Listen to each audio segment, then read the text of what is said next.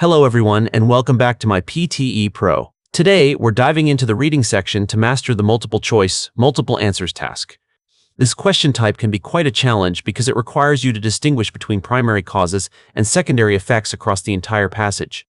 I'll show you how to use anchor-based reading to verify every claim against the text, ensuring you select only the most accurate options and avoid those tempting distractors. Let's get started. If you're finding these PTE strategies helpful, make sure to subscribe to my PTE Pro for more expert lessons. Let's keep working together to help you achieve your target score. Coral reefs are diverse underwater ecosystems held together by calcium carbonate structures secreted by corals. The opening sentence establishes that reefs are diverse underwater ecosystems, highlighting their complexity and biological variety. These habitats depend on a physical foundation of calcium carbonate structures which are specifically secreted by corals to maintain the reef's integrity. These vibrant marine environments are currently facing an unprecedented threat from coral bleaching, a phenomenon primarily triggered by rising ocean temperatures.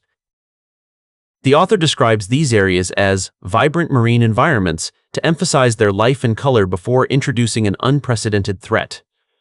This danger, known as bleaching, is primarily triggered by the specific environmental change of rising ocean temperatures. When water temperatures become too warm, corals expel the symbiotic algae, known as zooxanthellae, that live in their tissues and provide them with food. A rise in heat causes corals to expel the symbiotic algae, a process that disrupts their natural state. These zooxanthellae are essential because they live in their tissues and provide them with food, making their departure a threat to the coral's nutrition. Without these algae, the coral loses its color, turns white, and begins to starve, although it is not immediately dead. Once the algae are gone, the coral turns white and begins to starve due to the lack of nutrients. However, the text adds a vital distinction by stating the coral is not immediately dead, suggesting that bleaching is a critical condition rather than instant mortality. In addition to thermal stress, ocean acidification, caused by the absorption of atmospheric carbon dioxide, hinders the ability of corals to build their skeletons. Beyond thermal stress, the passage introduces ocean acidification as a secondary danger. This chemical shift, resulting from atmospheric carbon dioxide, actively hinders the ability of the corals to construct their essential skeletons. This process lowers the pH of the water, reducing the availability of carbonate ions necessary for calcification.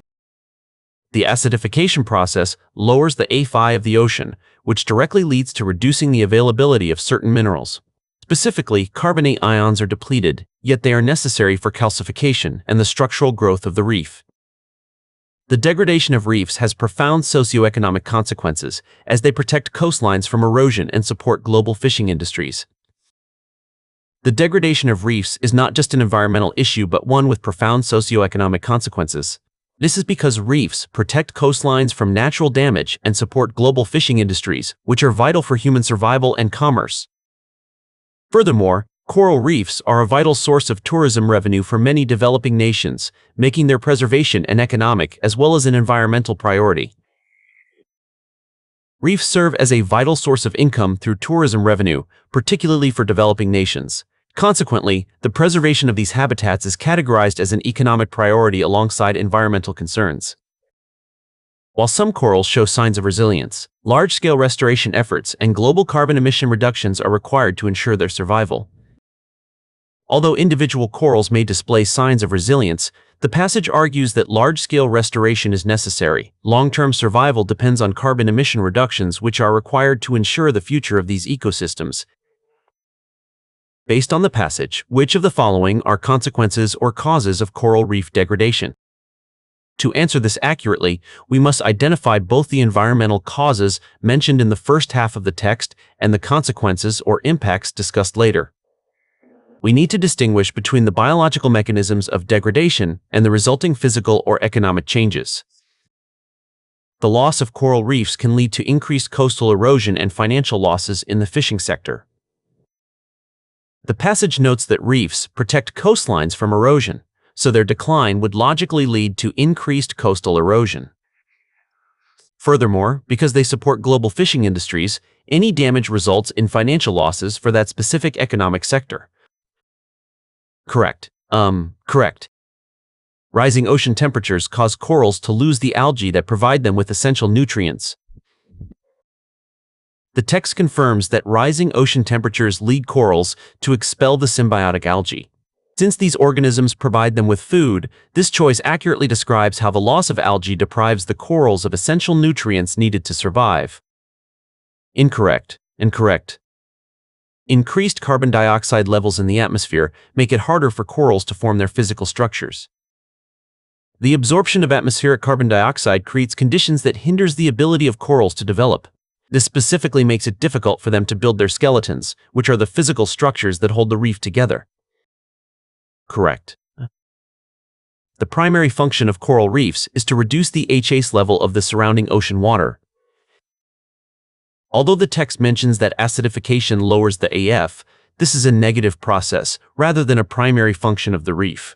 The reef's actual role is described as being diverse underwater ecosystems that protect coastlines and support industries. Incorrect.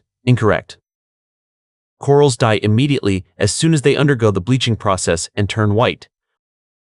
This statement claims that corals die immediately upon bleaching, but the passage explicitly clarifies that the coral is not immediately dead. While the coral turns white and begins to starve, it remains alive for a period following the loss of its algae. Correct. Person. In multiple choice, multiple answers, the key to success is verifying every part of an option against specific phrases in the text. Be especially careful with absolute words like immediately or primary, as these often turn a partially correct statement into a distractor. Always distinguish between the causes of a problem and its socioeconomic consequences to ensure your selections fully address the question prompt.